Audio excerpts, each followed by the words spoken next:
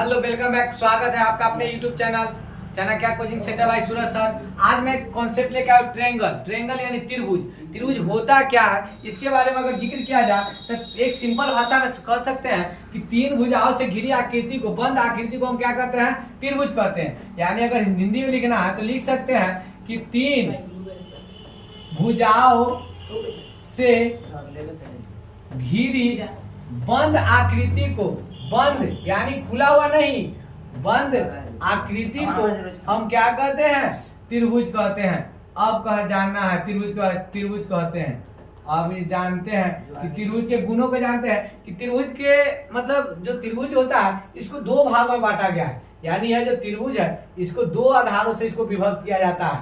विभक्त का मतलब इसको बांटा जाता है। एक होता है भुजा के आधार पर, एक क्या होता है? भुजा के आधार पर। खाने वाला भुजा नहीं समझिएगा, भुजा खाने वाला नहीं, भुजा के आधार पर। यानी अगर इसको इंग्लिश में लिखा जाए तो अकॉर्डिंग टू द साइड, और दूसरा होता है कोण के आधार पर, कोण के आधार पर। यानी अगर इसको देखा जाए तो अकॉर्डिंग टू द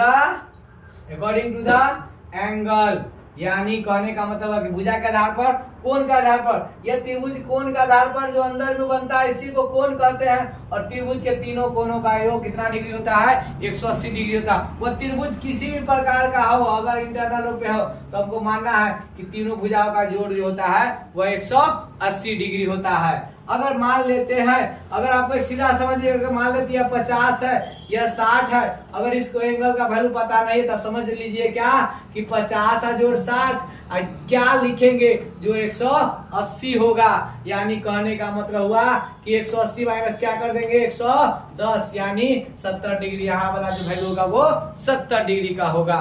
यानी त्रिभुज के तीनों कोणों का योग अगर कोई पूछा जाएगा तो कितना डिग्री होता है?